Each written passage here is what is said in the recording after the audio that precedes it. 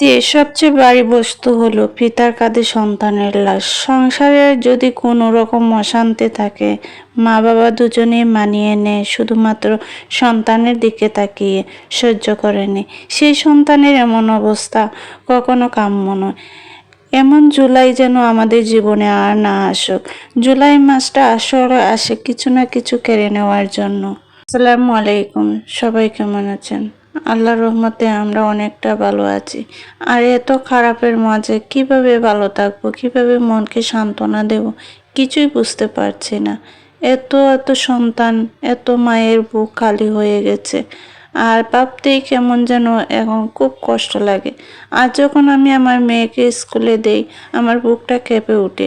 আমার মেয়ে যখন ঘরে ফিরে আসে, তখন আমার বুকটা কেঁপে আসে, অশ্রুতে দু চোখ ভেসে যায়।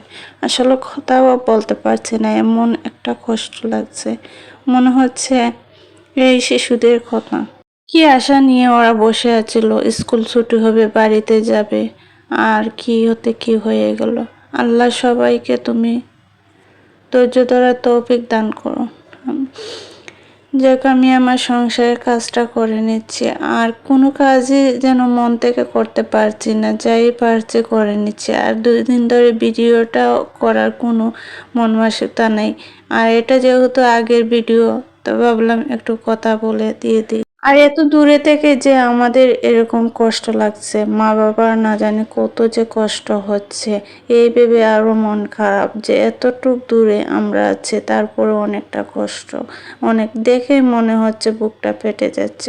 মা বাবা কিভাবে এই দুঃখগুলো বাচ্চাদের সহ্য করার ক্ষমতা। এখানে আমি দুধটা গরম বসিয়ে দিয়েছি, আর এই পাতিলটা আমি নতুন নিয়ে এসেছি শুধুমাত্র আমার মেয়ের দুধ গরম করার জন্য। ওই দিনকার পাতিলটা একদম জ্বলে গেছে, এই পাতিলটাও আমি পরিষ্কার।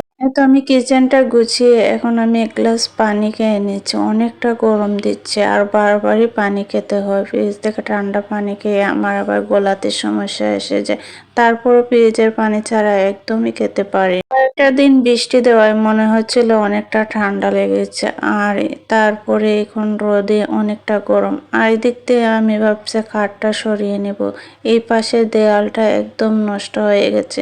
আর এখানে বিছানা থাকার ফলে বিছানাতে এত ধুল পড়ে বারবার, যেন আমার এই যে একটু বসলেই। আর এই তো আমার আব্বাজান আমার সাথে দুষ্টমি করছে। এখানে আমি বিছনা গুছাচ্ছি, আর ওর মা নিচে শুয়ে আছে, আর ও আমার সাথে দুষ্টমি করছে। আসলে বাচ্চারা না এরকম হয়, একটু দুষ্ট মিষ্টি।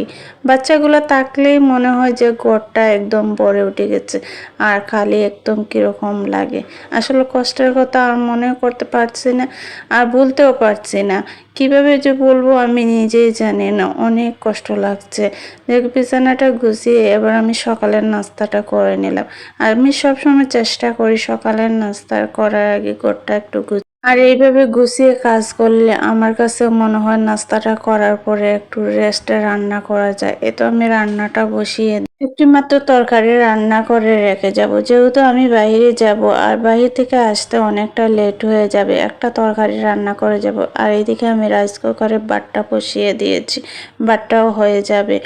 আর এখানে আমি মাছটা ভাজি করে ডাটা দিয়ে তরকারিটা আর আজকের মতো ভিডিওটি আমি এখানেই শেষ করছি। আমার ভিডিওটি ভালো লাগলে আমার চ্যানেলটি সাবস্ক্রাইব করে অবশ্যই আমার সাথে থাকবেন। দেখা হবে নতুন কোনো ভিডিওতে। সেই পর্যন্ত সবাই ভালো থাকুন, সুস্থ থাকুন। আল্লাহ হাফিজ।